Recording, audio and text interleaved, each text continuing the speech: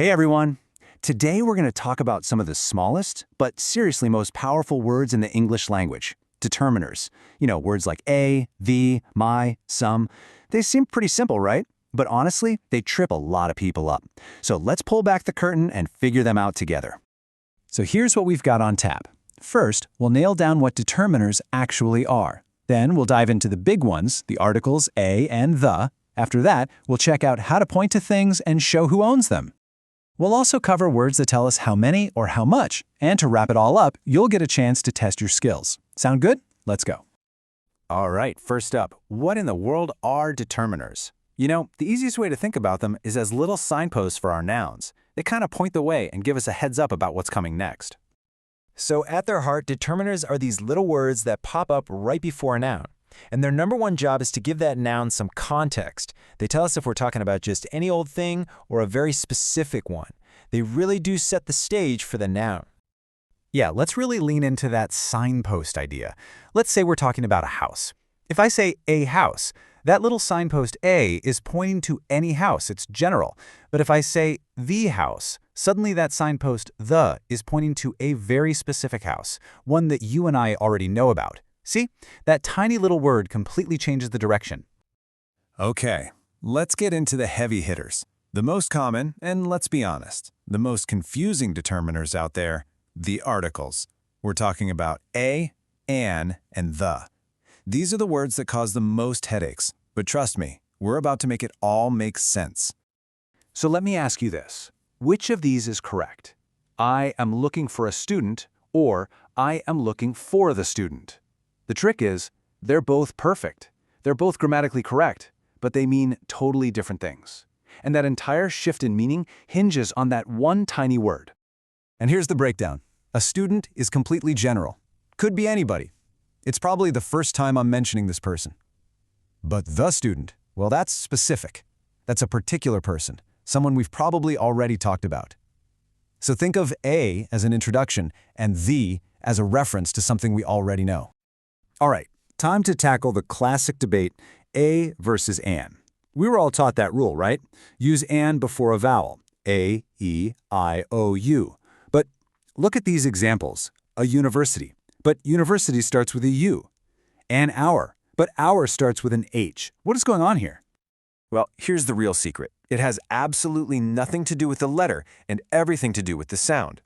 University starts with a y sound. That's a consonant sound. An hour starts with an ow sound. That's a vowel sound. So the rule is simple. Trust your ears, not what you see. Now, what about our friend, the? It's a bit more of a workhorse. We use it for specific things, right? Like, the phone is out of order. We also use it when we've already mentioned something. And you'll see it with superlatives, like the longest day, or with things that are one of a kind, like the sun or the earth. It's also used to talk about a whole group of people. And it doesn't stop there. We also use the for a lot of proper nouns. Think big, important things. Mountain ranges like the Himalayas, rivers like the Ganges, holy books, famous newspapers, even government departments. The helps signal that these are specific, official, or kind of grand entities. Okay, we're moving on from articles. Let's get into determiners that help us do two really important things: point at stuff and say who owns what. Time for the demonstratives and possessives. This chart makes demonstrative super simple. It all comes down to two things. How close is it and how many are there? So for one thing right here, you use this. For a bunch of things right here, you use these. And for things over there, it's that for one and those for more than one. Easy, right? Next up, possessive determiners. And yep, they're exactly what they sound like. They show who possesses something. We're talking my, your, his, her, its, our, and their. The key thing to remember is they always come right before a noun to tell you whose it is. It's my book, her car, their idea. All right, on to our next group of determiners. These are the ones that answer those classic questions, how many and how much. Let's talk about quantifiers and numbers. Okay, this is a really important distinction. For things you can actually count, like chairs or dogs, we use words like many, few, or several.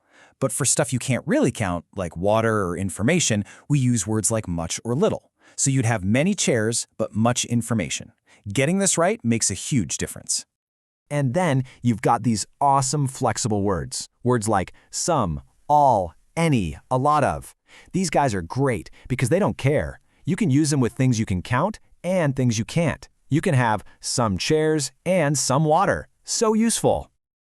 All right, you've sat through the theory. Now for the fun part. Let's put all this new knowledge to the test. I've got a few quick questions to see how you're doing. Ready?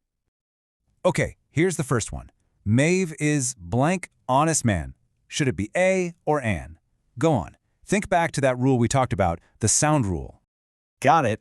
The answer is an. Why? Because even though the word honest starts with an H, the sound it makes is honest. It starts with a vowel sound. Remember, it's all about what you hear. Okay, next question. Blank students were called to the principal's office. Would you use any here or some? The right answer is some. The general rule of thumb is that we use some for positive, affirmative statements like this one. We usually save any for questions, like, are there any students? Or for negative sentences, like, there aren't any students. And here's our last one. Can you give me blank notebook? Are you asking for a general notebook, just any old one, or a specific one? And the answer is the. Of course. This goes right back to that idea of specificity. The way the sentence is phrased implies you're asking for a particular notebook, one that the other person knows you're talking about, not just a random one. So there you have it.